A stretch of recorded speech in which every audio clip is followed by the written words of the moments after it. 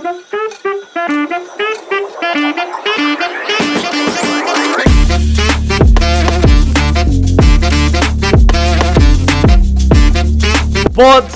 benção! Bom dia, boa tarde, boa noite a todos que estão aí em casa. Mais um beijo, mais uma vez aqui para gravar um querido Pode Benção. E desde já, irmãos, tenho a pedir desculpa porque este domingo passado, era para ter, domingo 29, acho que era dia 29, era para ter saído um podcast, mas por inconveniências aconteceu que não saiu, não tivemos... os convidados, pronto, tiveram imprevistos e não deu para gravarmos um podcast, por isso pedimos já desculpa, a responsabilidade é toda minha, mas estamos aqui a compensar com um podcast, em vez de ser daqui a 2 semanas, é já agora, neste domingo, por isso, a paz. Irmã, antes de mais, temos aqui uma convidada muito especial, que é a nossa querida e amada irmã Eunice Barradas, que é um prazer estar aqui connosco. Olá, Rafa, boa tarde.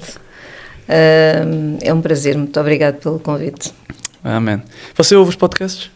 Vai ouvindo? Já ouvi alguns. Ok. Alguns e uns bocadinhos. Ok. É isso mesmo. Não ouvi tudo. Não faz mal. O que importa... Não ouvi todos. É ver... pronto. Irmãos, vamos começar então. Deus é connosco. Amém. Irmã, quem é a nossa querida e amada Eunice Barradas?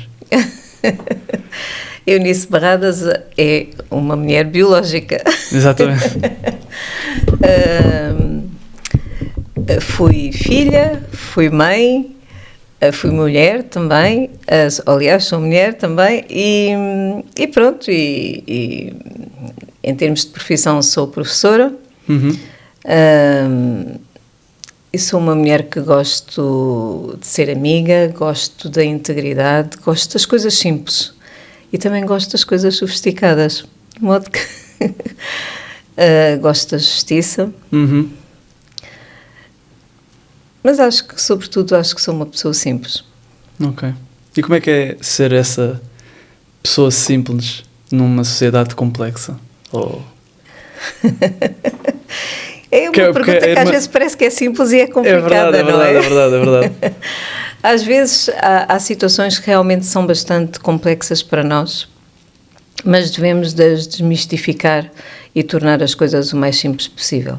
Uma das coisas que eu tenho é que eu não ando sempre sozinha, não é? E quando há coisas que me podem trazer alguma situação de desconforto, pronto, eu posso perguntar ao Deus como é que eu faço, como é que eu vou agir, como é que posso agir nesta situação. Às vezes há situações em que conto 1, 2, 3, 4, 5, 6, 7, 8, 9, 10 e tento respirar. Respirar fundo, exato. Para ver se aquilo não explode, não claro. é? Porque a panela também ferve. Claro. Mas pronto, é basicamente isto. Uma pessoa simples. Okay. É muitas vezes agir na simplicidade, não perdendo os valores que foram transmitidos de geração. Uhum. Portanto, a herança que nós recebemos de geração, agora não... Generacionalidade. É outra palavra. É outra. Herança geracional, exatamente. Opa, obrigado. Difícil de sair aqui. É verdade. Há uma herança geracional que recebemos, mas também há a herança que vamos adquirindo ao longo da vida, não é? E também que aqueles que estão à nossa volta nos vão passando esses valores. E nós somos um complexo de tudo isso, não é? E vamos agindo muitas vezes pelas influências também que temos, não é? Dos conselhos que vamos tendo, das pessoas que nos envolvem. Quer a gente quer não, influenciamos-nos todos uns aos outros. Yeah. A irmã Eunice é professora, correto? E como é que é ter essa simplicidade e essa calma no meio tão de tanta tribulação? Falo por experiência lá em casa, de minha mãe. É verdade, a tua mamãe também é professora. Já sou docente há alguns anos. E ser docente é um desafio muito grande. Só quem está realmente neste campo é que consegue entender um pouco a profundidade desta profissão, em que temos vidas à nossa frente para passar conhecimento, valores, princípios, e muitas das vezes as crianças, ou os alunos, neste caso, os alunos que eu tenho já são jovens, estão um bocadinho despidos de alguns valores e de alguns princípios, não é? De coisas que para eles facilmente, pronto, para mim são valores, para eles não são. É tentar encontrar um equilíbrio, não deixar de ser pêndulo, não impor a nossa vontade, tentar passar alguma mensagem, mas respeitar sobretudo o outro sempre. Tenho aqui alguns que já foram seus alunos, estávamos a falar isso há bocado, antes de começar o podcast. O Tiaguinho tinha traumas. O Tiago, já alguns foram meus alunos. O David Cismar. Sim, e creio que não ficaram com muito boas para a experiência da professora, pronto, talvez por exigência. Outras vezes o professor tem que ter um campo de manobra em sala de aula, não é só a passagem dos conhecimentos, é tudo o que está envolvente relativamente a isso, ambiente, comportamentos, atitudes, valores, e às vezes há um princípio que é a chamada de atenção verbal, chamada de atenção muitas vezes depois vai a uma determinada situação que passa à parte do honorário. O honorário no aluno é um valor de uma nota, não é? Exato. Toda a gente, como eu costumo lhes dizer, a profissão de um aluno é ser estudante. Eu digo isso muitas vezes aos meus alunos e digo, não, vocês têm uma profissão, vocês são estudantes e têm um honorário. Exato. Porque qualquer profissão tem sempre um honorário e a vossa também tem um honorário, que é a nota. Pode não ser financeira, mas há um honorário que toda a gente pretende que seja um honorário o mais alto possível. Exato, tal e qual. Certamente você dá boas notas a quem se porta bem, a quem se porta mal. Há quem pinta bem, o equilíbrio das notas, mas tenho pensado em alguns casos, principalmente destes alunos que são meus amigos e que passaram por mim, que na altura não tínhamos este laço de amizade, em que no fundo eles se sentem um pouco lesados de não ter tido a nota que esperavam. Mas nenhum deles reprovou, vamos lá pôr aqui as coisas, não é? É isso mesmo. Mas eu expliquei já, pelo menos a um deles que me diz assim, ainda estou à espera do meu 5, professora. E eu disse-lhe, um dia mostrei-lhe, eu vinha com trabalhos dos meus alunos e eu disse, olha, isto é um aluno de 5. E às vezes eu achei, com os olhos com que eu olhei, às vezes eu não gosto de olhar para as avaliações só um dia.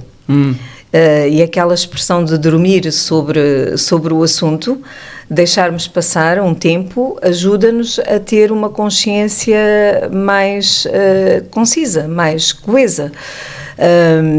E neste momento eu sou professora de um curso profissional e tento, às vezes, não dar só as notas só um dia, voltar para lá outra vez, voltar a olhar, ver o que está errado.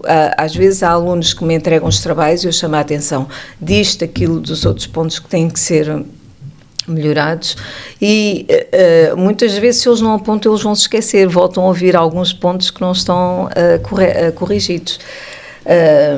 Pronto, ainda sou capaz, se tenho tempo, sou capaz de voltar para trás e dizer, olha, isto não está corrigido.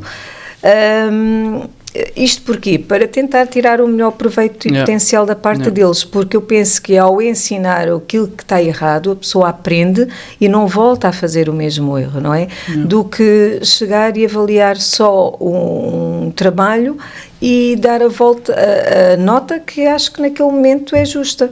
Que é exatamente assim que funciona também com Deus. Que Ele não olha para nós e estás condenado, mas também dá tempo para nós refletirmos. Eu acho que Ele é muito mais paciente. Exatamente. Ele é muito mais paciente mesmo. Que Ele corrige-nos, nós falhamos e vamos lá e metemos outra vez o pé na poça, mas Ele que Ele dá-nos um Deus tempo amoroso. para nós. É verdade. Amém. Então, irmão, você disse que era filha, disse que era mulher. Eu queria entrar um bocadinho por esse ponto, que é, como é que você é filha de pastores? Sou. Podemos entrar um bocadinho por aí. Como é que foi? Como é que foi? Ser filha de pastor, para mim, primeiro foi um privilégio. Eu não tenho aquela ideia que os filhos de pastores sofreram muito, não passei por isso, porque as igrejas onde os meus pais pastorearam eles chegaram a Torres Vedras, eu tinha 11 meses e saí de lá com 8 anos e viemos aqui para Moscavide, a 4 de setembro de 1973. De modo que a minha geração em Torres Vedras foi muito carinho da parte dos irmãos.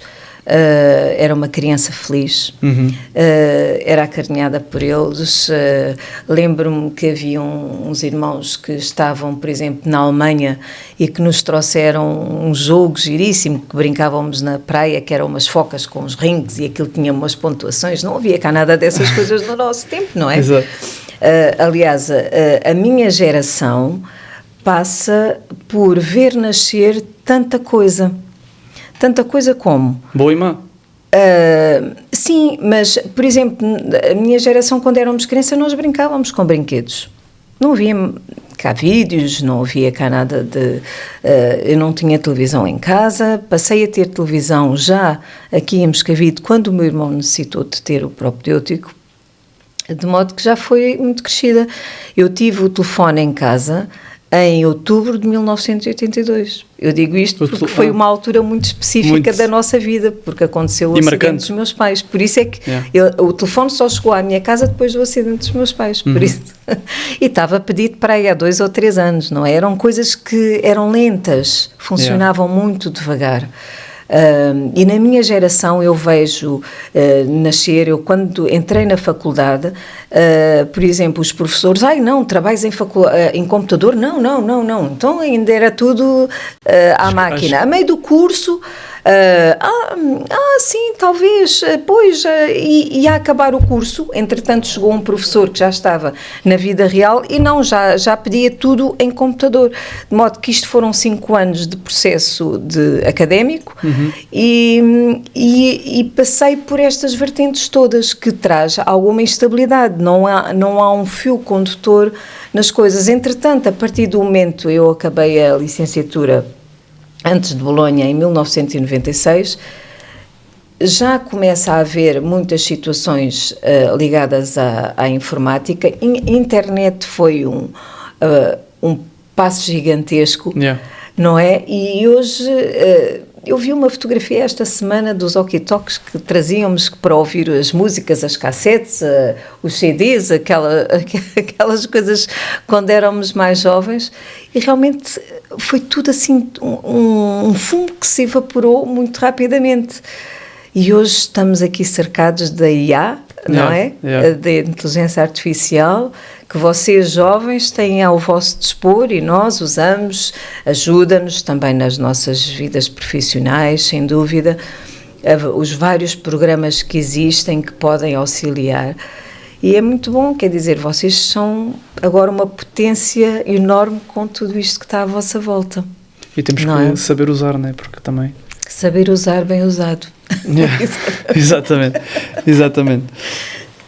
Mas como é que foi ser filha de... desviei-me aqui do assunto. Não, está ótimo. Pronto, eu estava a dizer que realmente acho que fui privilegiada, gostei muito do tempo da igreja, depois isto em Torres Vedras, depois viemos aqui para Moscavide, era uma igreja muito avivada, havia muitos jovens. Lembro-me da irmã Lourdes, o irmão Celso estava ligado à música, irmão Celso Nogueira, ainda está? O nosso maestro, ainda está. Ainda gosto de falar com ele, ainda é uma pessoa com muito conhecimento, maturidade e que nos transmite sempre muitos valores. E o irmão Celso era uma pessoa muito dinâmica, era uma época que havia um enriquecimento musical muito grande, tanto em coro, como em orquestra, como em duetos, como em sextetos, como em conjuntos, que agora se chamam-se as bandas, como em solos. Era investido na descoberta de muitos valores musicais e era uma época em que se desfrutava muito disso. Entretanto, havia muitos dons. A irmã Lourdes, que é a esposa do pastor Paulo Cardoso, Lourdes Pinto, ela ensaiava um grupo de meninas que eu pertencia, que era um quarteto, que fui eu, a Anabela Simões, a Anabela Pinto, que depois faleceu, era também a Sara Martinho, era também depois entrou a Nisha, pronto, éramos assim umas meninas também. Ou seja, bastante, como você disse, bastante movimentado, bastante sim, éramos, dinâmico. Estávamos bastante ocupadas, apesar de não ter a televisão. Yeah. E as redes sociais que hoje vocês têm e que eu própria às vezes também me perco um bocadinho, vamos ali parece que distrair um pouco, mas tínhamos o nosso tempo, foi uma juventude feliz. Pronto, por isso eu acho que eu não tenho, se houve momentos que não foram tão bons, eu não tenho memória. Mas lembro-me de falar, por exemplo, as minhas primas já não têm a mesma memória que eu tenho como filha de pastor. E eu ouço falar a alguns filhos de pastores, que às vezes nota-se que há situações que não ficaram tão resolvidas. Tão bem, não é? Mas, por exemplo, posso dar um exemplo, o meu tio foi pastor em Castelo Branco, num tempo político em Portugal muito rígido, e em que dominava uma força religiosa, que era a força católico-romana. E a minha prima teve uma crise, eu penso que não tenho bem a certeza, mas acho que foi uma crise de apêndice, e o meu tio foi com ela para o hospital, e no hospital recusaram-se a operá-la porque ela era filha de pastor evangélico. Então, sim. Em que ano mais ou menos tem noção? Ora, a minha prima, eu tenho 61, ela é mais velha que eu. Talvez isto tenha sido para aí 57 anos, para aí mais ou menos, há coisa de 57 anos. E bem. Isto é grave, claro, não é? Claro. Porque nós hoje conquistamos realmente termos a liberdade de poder ter as portas abertas de uma igreja, falarmos e temos a liberdade de ter as nossas ideias, não é? Mas houve muita perseguição. Pois é. E pronto, eu lembro-me do meu pai, por exemplo, em Torres Vedras, quando ia àquelas terras mais pequenas, as pessoas tinham como uma ameaça ver um pastor evangélico. Mesmo? Sim. Eu não tinha noção. Eu sabia que havia perseguição, sim, mas acho que era de toda a igreja. O meu pai chegou a ir... Não só havia um irmão aqui de Neves Ferreira, que era o irmão Silva, e o meu pai um dia foi com ele a um culto, fazer um culto numa determinada região ali perto. Não foi em Torres Vedras, foi numa das áreas onde o meu pai ali estava, que eu não sei agora o nome. Claro. E lembro-me que o meu pai diz que estava a dirigir-se para o carro e que as pessoas estavam a tirar pedras e que o meu pai só dizia: Senhor, guarda o teu servo, porque o irmão Silva já era uma pessoa idosa. E de modo que foi um tempo de muita coragem, em que servos do Senhor, puseram-se à frente, sem medo, de realmente poder levar o Evangelho a muitos lados e a obra de Deus poder crescer. Nós recebemos essa herança. E continuamos com essa responsabilidade de poder levar a palavra de Deus àqueles que estão à nossa volta. Nós vivemos o que os outros lutaram para nós podermos viver. É verdade. Mas não, por acaso não tinha noção. Sabia que havia uma certa perseguição, mas daquilo que vejo de vídeos ou fotos que aparecem aqui mais do CCVMs que havia, ou mesmo das assembleias que havia na altura dos eventos que havia de assembleias, era muita gente. Eu não tinha noção que havia essa perseguição. Sim, por exemplo, eu recordo-me que depois o meu pai aqui em Moscavide ainda houve um desfile aqui pela Rua Francisco Marques Beato. Lembro-me de ter... Eram situações que se trazia a igreja para a rua, manifestando que o corpo da igreja, não é? Estava unido, estava coeso, querendo falar de Jesus e anunciando às outras pessoas a palavra de Deus, mas... houve tempos aqui em Moscavide, não senti tanto isso, mas houve momentos que em Torres Vedras, que era um meio mais diferente na altura, agora Torres Vedras também está muito desenvolvido, mas na altura era um meio pequeno e nas redondezas onde realmente as pessoas às vezes nem sempre aceitavam bem. E porque achavam que era uma ameaça, não é? Dentro dos valores daquilo que eles tinham, eles achavam que aquilo que estava a vir era uma ameaça que lhes iria tirar aquilo que eles achavam que era correto. Nós éramos uns revolucionários. Fomos. Um bocadinho. Um bocadinho, mas, entre aspas. É engraçado isso que está a dizer, porque nós, lá está, somos uns revolucionários, mas as coisas podem ter mudado, os tempos podem ter mudado, mas Deus nunca mudou. A forma como a igreja se moveu nunca mudou. É verdade, Deus nunca mudou. Isso é bué bom. É verdade. É verdade. Então, eu fiquei um bocadinho abesbílico com o que disse, porque eu estou a tratá-la por você, mas não, posso tratar por ti. Tratar por tu, podes. Porque achei engraçado quando tu disseste que sentiste privilegiada por seres filha de pastor, mas também disseste que há muita gente que não sentiu essa... Pronto, essa realidade, não sentiu. Queres explorar como é que... Eu penso que, assim, quando me senti-me privilegiada primeiro pelo meio, também onde o meu pai acabou por estar, com a minha mãe. Os dois, a minha mãe apoiava bastante o ministério também do meu pai.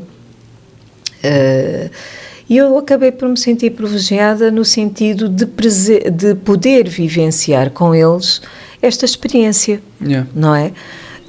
Nós sempre vimos a provisão do Senhor na nossa família. Situações, por exemplo, como outros filhos de pastores, é assim, aqui eu não senti tanto que eu fosse o foco do exemplo, percebes? E é isso que eu acho que noutros filhos de pastores, dentro daquilo que é uma juventude, muitas vezes faz-se uma coisa ou outra que às vezes não é as mais corretas, e como filhos de pastores ficam a olhar todo, opa, que ele fez, que é o filho de pastor, então se o filho de pastor fez assim, então também posso fazer assado. Pronto, mas... E você não sentiu essa pressão? Não senti, talvez porque, não sei... Por exemplo, o meu irmão, não sei se teria alguma coisa para dizer diferente de mim, mas eu não fui assim uma filha que também acho que tivesse trazido grandes problemas para os meus pais, mas senti-me privilegiada no sentido de ter também acesso a outras coisas que às vezes outros não tinham acesso, não é? Como privar desta comunhão da igreja de uma forma tão próxima, não é? No fundo, tão próxima. Foi a igreja de Moscavide, ainda é. A antiga Assembleia, que antigamente era a Assembleia, quando você... Assembleia de Deus, sim. Quando vieste... Nós chegámos em setembro de 1973, e pronto, mas é no mesmo sítio, aquilo nunca saiu dali. Ainda está no mesmo sítio. Até que um dia o Senhor Amém. Possa dar outro lugar. Amém. Não é? Amém.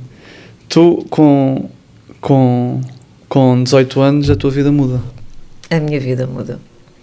Queres explicar, sem dar muita revelação, mas... Posso falar. Eu acho que é importante nós falarmos das coisas boas e das coisas menos boas. Não é? Elas não... Eu acho que as situações acontecem não como a desgraça de enterrarmos a cabeça na areia, mas para amadurecermos e para tirarmos o melhor proveito das situações e avançarmos. E Deus permite todas as coisas. Uma das coisas que eu sou uma mulher que amo a Deus e amo incondicionalmente. Eu tenho 2 filhas maravilhosas que Deus me deu. Tive uns pais extraordinários também, mas a situação de quando nós nos deparamos com determinadas situações menos agradáveis na vida, às vezes aquilo é uma montanha enorme à nossa frente. O que é que a gente vai fazer, não é? Eu era uma miúda de 18 anos, estava a estudar na área da saúde e de repente os meus pais têm um acidente. Em outubro de 1982, quando eu disse precisamente que chegou o telefone lá à casa. E entretanto, neste processo todo, eu era uma miúda que estava a estudar e... Você estava a estudar para ser médica? Não, eu estava a estudar que queria seguir enfermagem. Enfermagem, não sabia disso. E, entretanto, eu estava na área da saúde e, entretanto, eu ia para as aulas e contei aos professores o que tinha acontecido. O acidente deu-se a 13 de outubro. E eu contei, então eu ia às aulas, eu saía das aulas, eu estudava no Liceu Dom Dinis, ia ao Hospital de Santa Maria, onde tinha os meus 2 pais internados. A minha mãe, que estava nos cuidados de neurologia, e o meu pai em ortopedia. Aqui, a situação de uma miúda de 18 anos, eu encarei a situação. O maior choque que eu tive quando vi a minha mãe estava desformada, com uma cicatriz enorme no rosto, que apanhava-lhe aqui a parte da vista, inchada, muito inchada. É nós olharmos para uma pessoa de que amamos e não conseguirmos comunicar com ela. E ela não consegue comunicar connosco. E isto foi durante meses. O meu pai teve um percurso diferente, sempre consciente, mas depois saiu e teve que voltar por uma situação de líquido no pulmão. A minha mãe sai a 23 de dezembro de 1982 para vir passar o Natal a casa. Exato, um dia ou 2 antes de Neste Natal. Processo todo, eu ia visitá-la todos os dias. Yeah. E voltava. Então, quando a minha mãe regressa à casa, vem em coma vegetal e entubada. E agora o que é que faz uma miúda de 18 anos? Yeah. Minha mãe eu faço anos em setembro e a minha mãe tinha-me feito a festa dos 18 anos, pronto, uma festinha em casa, que antigamente era assim, com um lanche da família, e apareceram-me alguns amigos da igreja lá em casa, 2 ou 3 amigas, e as pessoas são-nos queridas, não é? São os nossos pais, são-nos queridas. Naquele momento, quando ela chegou para casa, eu tive que meter mãos à obra, quer dizer, tinha que fazer higiene de uma pessoa que não se sabia cuidar, vinha entubada, eu tinha que entretanto a sonda enrolou na boca e disseram-me, olha, se a sonda sair tem que atirar e tem que chamar alguém para meter a sonda. E eu recordo-me que na altura o pastor João Cardoso chegou na altura em que ela chegou lá à casa.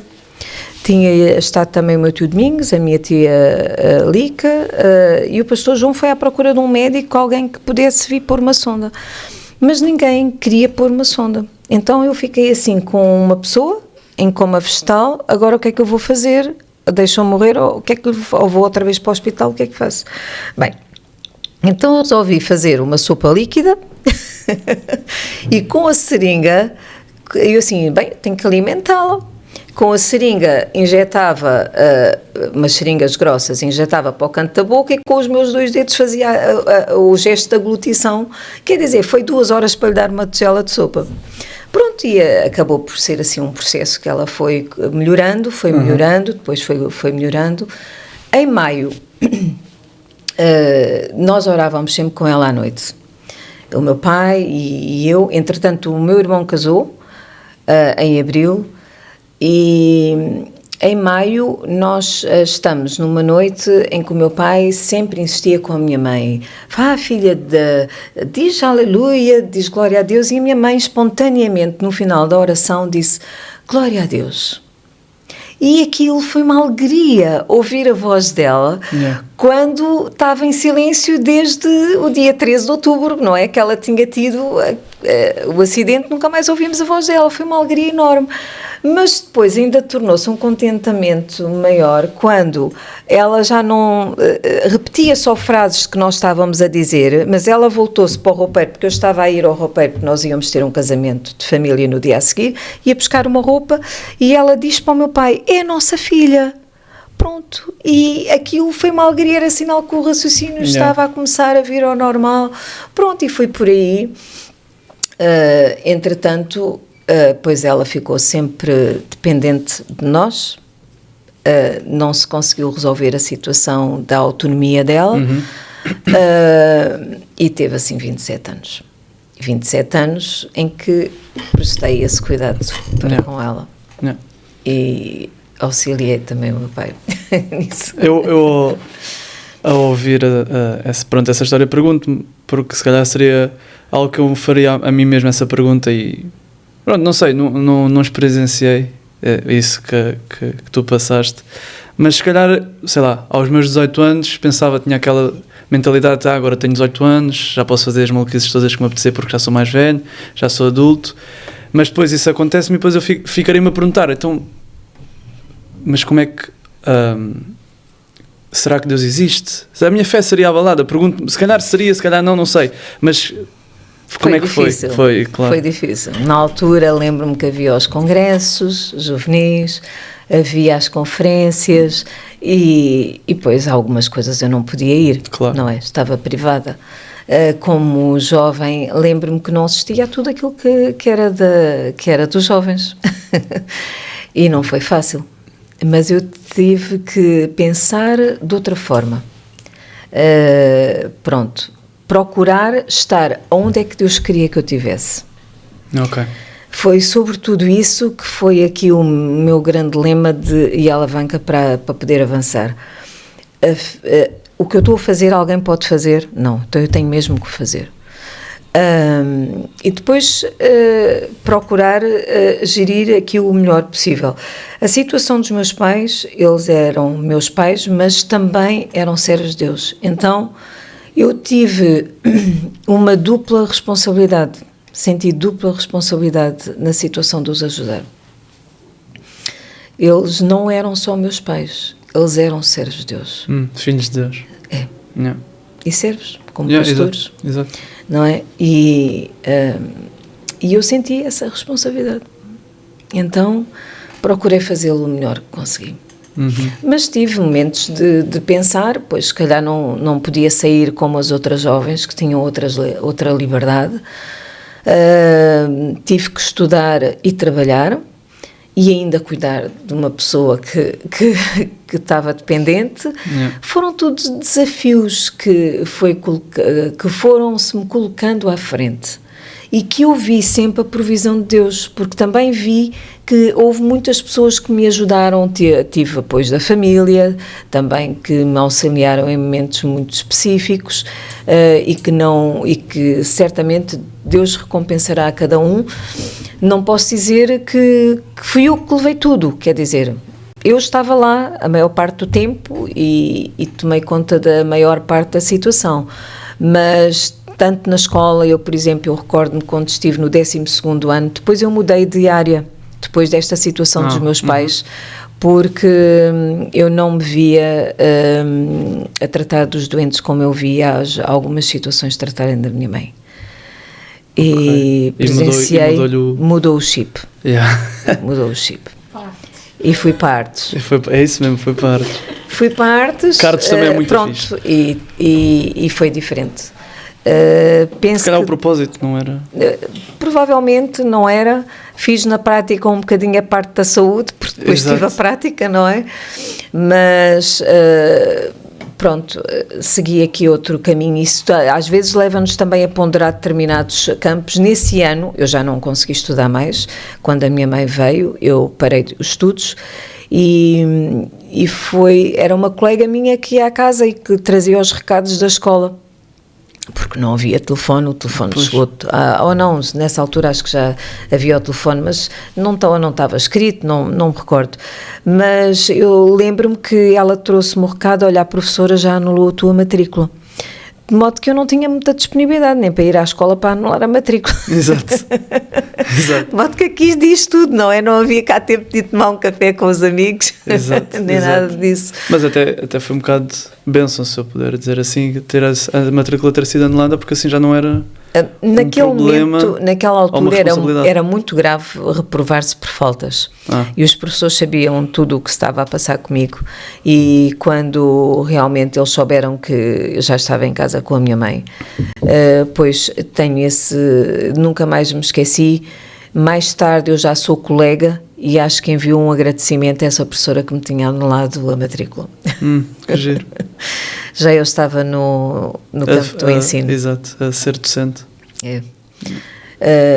São pessoas, mas recordo-me, por exemplo, de uma professora que tive no 12º ano, em Geometria Descritiva, que soube também da minha situação, e ela gratuitamente me dava aulas de geometria descritiva. De modo que foi assim, Deus foi colocando duas pessoas certas no meu caminho. Pudeste ter sempre o melhor plano. No momento certo, nós vemos a mão de Deus, quando nós nos deixamos deixar nas mãos de Deus, e sem nos deixarmos magoar com as mágoas, com as tristezas, com os problemas, com as montanhas que se nos deparam à nossa frente.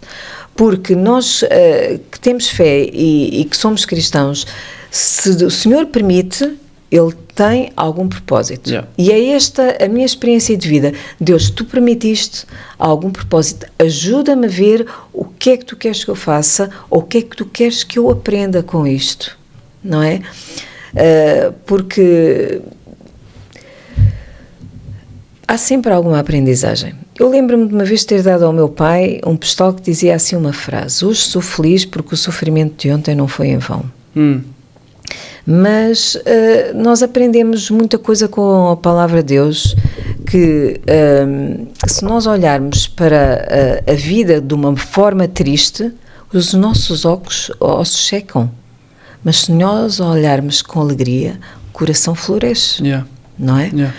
Então, em vez de olharmos sempre pelo lado negativo, vamos ver o que é que podemos tirar de positivo naquilo, porque há sempre um propósito, o amadurecimento, o crescimento, a experiência, e quando passamos pelas coisas, quando nós damos ou vemos alguém que está à nossa volta a passar por uma situação, as nossas palavras têm um peso diferente quando transmitimos alguma coisa a essas pessoas. Se dissermos uma coisa boa, a pessoa fica mais alegre. Se dissermos uma coisa má, pode ser algo que pode destruir. Sim, mas eu penso que qualquer pessoa que tenha passado por uma experiência, tirando os ensinos académicos que a pessoa pode ter, mas quando passou pela experiência, há sem dúvida uma vertente anexa que vai com mais alma, com mais conteúdo, tem ali outro peso do que só apenas os conhecimentos, muitas vezes adquiridos, não é? Em todas as situações. Eu porque queria entrar por aí mesmo, porque como é que as dificuldades que tu passaste, como é que tornam hoje a mulher que tu és? Porque muitas vezes aquilo que nós passamos lá atrás molda quem nós somos no futuro, e certamente... Olha, Rafa, já passei por muitas coisas. Pois, exato. Já passei por muitas coisas e muitos desafios, mas se formos a ver, todos nós temos desafios à nossa frente. Esses foram os desafios que Deus permitiu que eu tivesse passado por eles. E as histórias incríveis, muitas vezes as pessoas que passam à nossa volta não as conhecemos, ou quando as conhecemos ficamos até um bocadinho abismados. Mas eu penso que quando Deus permite que nós passemos por elas, e é aqui que eu queria chegar, que a nossa vida não deve ser amarfanhada com o peso dessa montanha em cima de nós, não é? Porque o Senhor prometeu estar connosco todos os dias da nossa vida, até à consumação dos séculos. A primeira coisa que nós temos é o amor de Deus, é incondicional, seja aonde quer que a gente esteja. O Senhor, se nós deixarmos, o Senhor está lá connosco. Se nós não quisermos, Ele não está.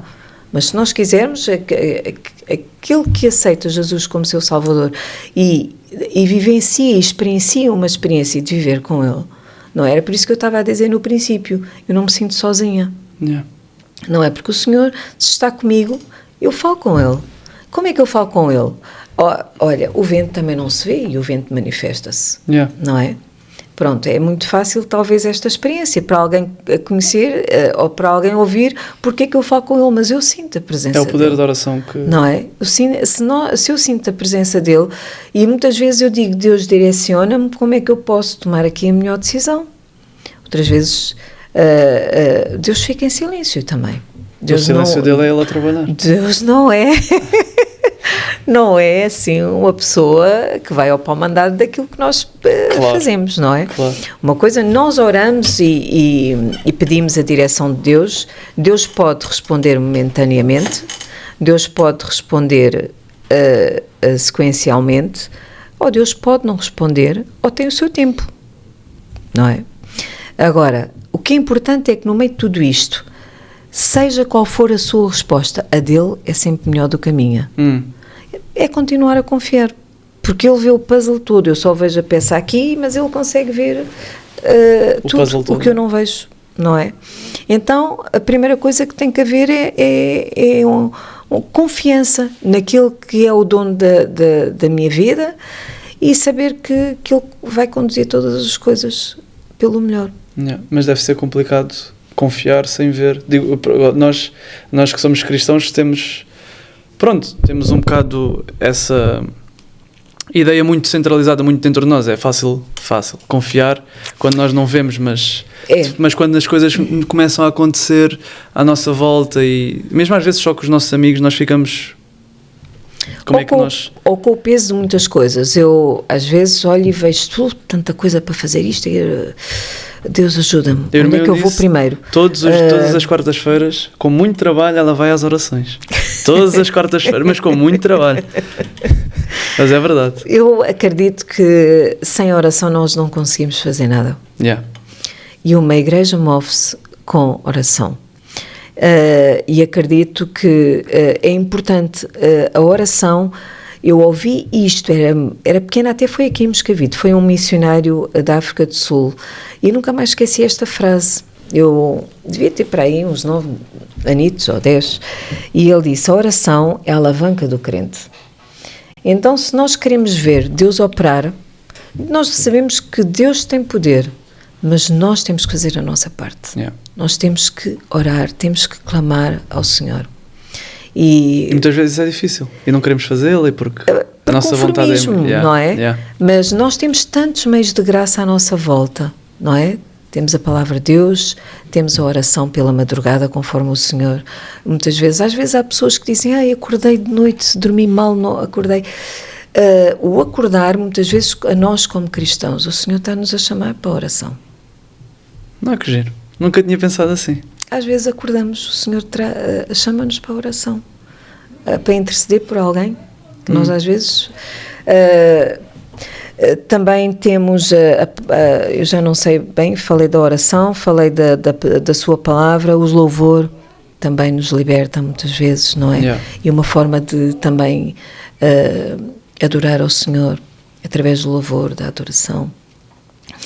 E da confiança, porque Ele é tudo para nós. Deus, no fundo, é o maior tesouro que nós temos. Amém. E é giro, porque falando um bocadinho agora de nós, mais jovens, não que tu não sejas jovem, mas que nós somos um bocadinho mais jovens, é engraçado. Nós hoje temos menos experiência, exatamente. Obrigado, Maria. Nós temos acesso a tudo, porque antigamente era o inário, né? Tínhamos o ináriozinho que eu tenho lá em casa, que é muito bom, mas temos acesso a louvor no Spotify ou no YouTube, temos acesso a pregações e escolhemos não as ouvir, não as cantar. Temos que ter tempo, não é? É essa escolha de tempo. Hoje vocês têm uma planóplia de coisas que vos pode, que são esponjas para engolir o vosso tempo. E tem que haver muita sabedoria da vossa parte, porque vocês têm uma grande oferta. No meu tempo só havia uns brinquedos para brincarmos, arrumávamos os brinquedos no caixote e pronto, acabou-se a brincadeira, já não tínhamos onde gastar o tempo. Agora vocês têm muita oferta, não é? O telemóvel, os computadores, a internet, que é um mundo infinito.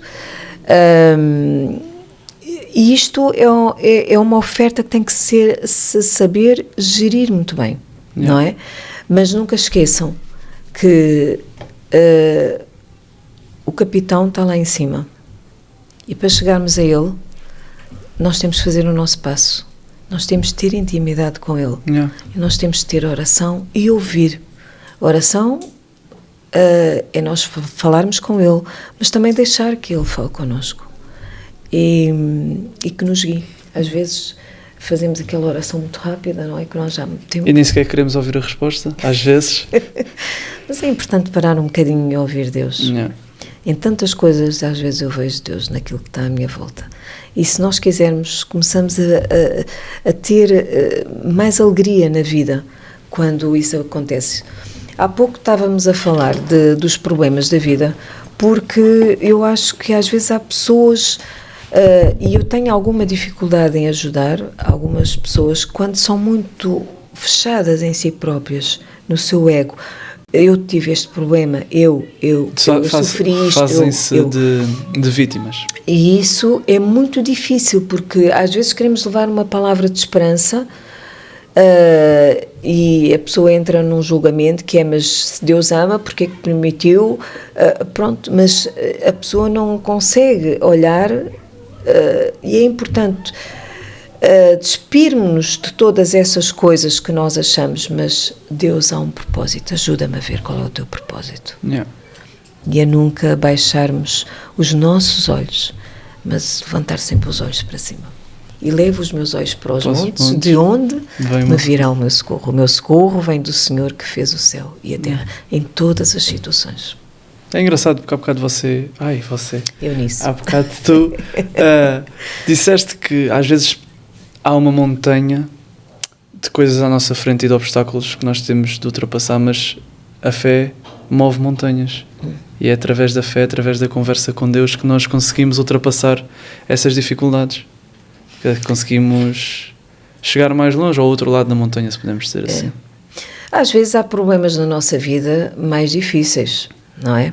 E que não temos mesmo hipótese. Desculpa estar-te a interromper, mas há uma coisa que eu penso sempre, que eu tenho problemas e queixo-me dos meus problemas e sou um coitadinho, não sei, mas há sempre alguém pior que eu.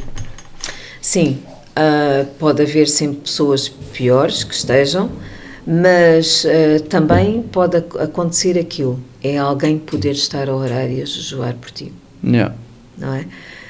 Esse é um outro meio de graça de que eu não falei há pouco, mas que muitas vezes nós não sabemos quem é que esteve a orar por nós, até mesmo a jejuar, não é? Mas por acaso o Tiaguinho está de jejum, eu tive ontem de jejum, nós estamos a fazer um jejumzinho e é importante. Ok. Pronto, você tem mais experiência, mas certamente é algo que nos aproxima de Deus. É, ouvir não que o jejum vá alterar a situação de Deus para connosco, mas de nós ficarmos mais sensíveis, de ouvir a sua voz, não é? Para que o Senhor possa cumprir a sua vontade. E aqui estamos neste processo, nesta caminhada de aprendizagem. É verdade, é verdade, é verdade. E ainda bem, né? E ainda bem que aqui estamos, que eu não trocaria esta vida por nada. Gosto muito da minha vida. Da minha vida, como quem diz, vida cristã. Acho que a nossa vida como cristãos tem as suas dificuldades, mas é mais apreciável do que se estivesse noutro sítio. Vocês são jovens maravilhosos, vivem realmente numa época de muita oferta. Yeah. Que o Senhor vos possa guardar, usar e colocarem estes meios que existem ao seu dispor, tal e qual como vocês estão a fazer e a procurar fazer.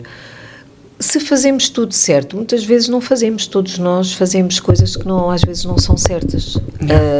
O importante é haver um coração que está disponível e vamos nos aperfeiçoando nas coisas, não é? E o Senhor também nos vai ajudando a corrigir aquilo que não está tão bem, mas em tudo, não é? Por exemplo, quando dou aulas pela primeira vez de uma determinada matéria, não tenho tanta vontade como se já estivesse a repetir aquela matéria 10 vezes, não é? Claro. A pessoa tem outra experiência, é como tudo, não é? Nós vamos ganhando experiências nos assuntos que vamos aprendendo. E vocês têm um grande potencial dentro de vocês. Eu já vivi, acho que já não vou viver até aos 122 anos. Era um sonho. Já devo ter vivido metade da minha vida, com toda a certeza. Vocês não, ainda têm uma vida pela frente. E aquilo que eu acho que é importante é a vossa atitude de quererem aprender com aqueles mais velhos, não é? Yeah. Aqueles que vos podem passar alguma experiência. É vocês aprenderem com as experiências e poderem para a frente. Vamos para a frente, agora com o conhecimento que os outros nos passaram, vamos seguindo para a frente e avançando. E os mais velhos também cá estão orando por vocês. Amém. É isso mesmo. É os pilares da fé, né? Como se costuma dizer. Interessante essa situação dos pilares. Eu lembro-me quando viemos aqui para a igreja em Moscavide, lembro-me de ouvir essa frase do meu pai, que haviam irmãos que eram chaves, pilares na igreja. E é isso. Yeah. É isso. Então, eu acredito que todos... Eu recebi já essa herança desses pilares que estiveram. Exatamente. Eu também. Também cá ando há uns anos. Tinhas cá também um pilar, que era o teu avô, o meu avô, Serafim, depois passou a minha mãe e agora estou cá eu. Com a minha Exatamente. Mãe. A minha mãe ainda vive, ainda vai viver muitos anos. Sim, ainda está aí o pilar forte. Exato. Exatamente. Mas é isso. Acredito que todos nós, de certa maneira, sejamos pilares. Temos é que...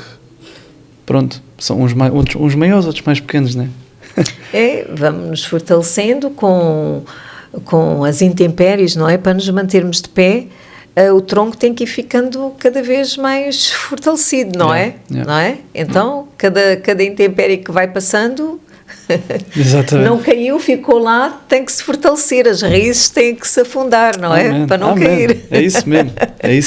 Então, vamos lá fortalecendo uns com os outros também. Corpo de Cristo, não é? É uma alegria ver-vos a vocês também no vosso trabalho e no que eu puder ajudar, cá estou, para poder ajudar. Amém. Irmã, última pergunta, mas não menos importante, obviamente. Porque eu quando estava a escrever as perguntas estava a pensar e a refletir com Deus e isto para mim faz-me sentido e acho que vai fazer sentido também. Como é que, se você consegue olhar para trás e ver algo que antigamente não conseguia dar graças, mas que hoje em dia é muito grata por isso?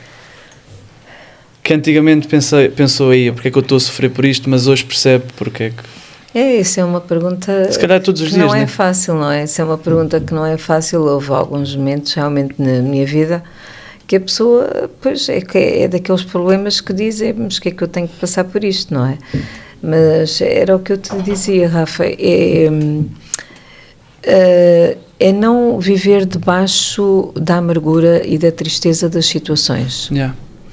Porque sempre que, não quer dizer que como humana não tivesse pensado ou não tivesse ficado triste naquela situação dos jovens, uma miúda que fica com uma responsabilidade de uma doente para tratar e com uma responsabilidade de uma casa, com 18 anos, quer viver a sua vida com os seus amigos, sair, passear, tal, por aí fora. Não quer dizer que tenha tido os melhores pensamentos e os mais acertados, não é? A tristeza, o choro, mas há um fio condutor nas coisas que levaram depois a compreender e a ter outra maturidade, não é?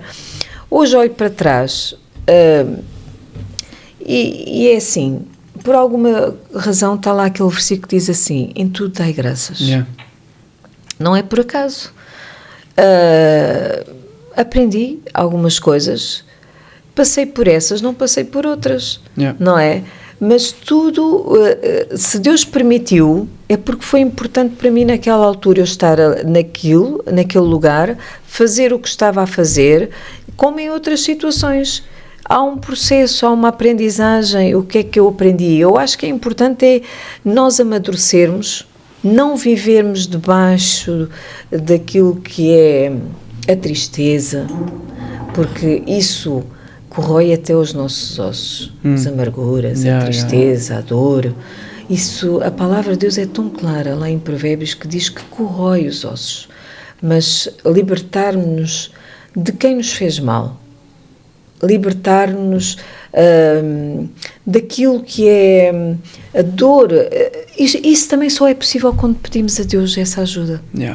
Eu estou aqui a dizer, não é possível humanamente. Quem me ouvir que não conhece Jesus vai dizer que eu não estou a dizer uma coisa que é fácil fazer, não é fácil fazer, mas com o Senhor é possível perdoar. Forte. Com Ele é possível. Porque nós temos que ver aqui uma coisa, nós não somos Deus, não é? Ainda bem. Mas Jesus perdoou as nossas falhas e os nossos erros, Ele perdoou. E quando Ele nos perdoou a nós, às vezes nós temos de ter uma dose também de conseguir perdoar o outro. Eu ouço às vezes esta frase: eu perdoo, mas não esqueço. É verdade, pode haver situações em que a pessoa esteja tão magoada, mas quando há um verdadeiro perdão, às vezes não se demonstra esse perdão porque ainda há coisas que ali ficaram, areias que estão ali que não ficaram resolvidas, não é? Não ficaram faladas, não ficaram esclarecidas, há dores que ainda ali estão.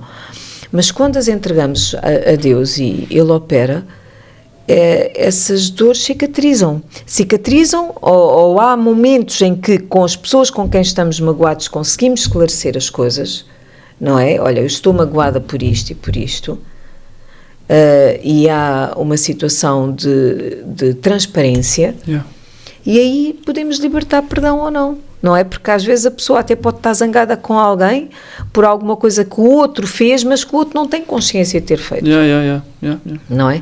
Então é necessário verbalizar, não é? Essas dores que no fundo estão lá e que não deixam a ferida cicatrizar, porque ficou ali uma areia. Eu agora estou-me a lembrar de uma situação. Eu, quando era miúda, andava de bicicleta com as minhas primas e às vezes espalhava-me todo ao comprido e os joelhos ficavam numa lástima. Hoje em dia eu já me ajoelho e os meus joelhos não me doem, mas durante muito tempo eu tinha areias no joelho. E doía. Tal e qual. Por isso estas areias precisam de ser limadas. Tal e qual. Pronto. Tal e qual. Lembrei-me deste exemplo. Então é um ótimo exemplo. Então. A Maria também caiu no outro dia. Eu caí no Porto e o Paradófilo. Ai, Deus é bom. Muito bom. Irmã Eunice, muito obrigado pela sua partilha, pelo seu tempo. Passou uma hora a correr, já viu? Olha, veja lá, vê lá, Rafa. Isto é incrível, isto. Olha, mas é um bom tempo. Eu obrigado. Gostei Tenha muito. Passado alguma mensagem. Não, certamente passou. Gostei Foi muito de estar aqui. Foi um prazer estar convosco. Contigo, gostei muito de estar aqui com todos vós. Temos as nossas camisolas. Obrigado, Tiago. Temos as nossas camisolas, que já sabem que se quiserem comprar, estão à vontade. Temos os nossos meios pelos quais... Não temos nada. Os meios pelos quais podem contribuir, não é aqui. Isso é no outro lado, é na igreja. Mas temos o nosso canal que podem subscrever, dar like, comentar para nós partilhar. Olha, obrigado, Maria. Para nós partilharmos esta mensagem a mais pessoas, porque nós não queremos ficar com isto para nós. Queremos levar o Evangelho para o mundo. Amém? Assim como... Mas é assim, lá está.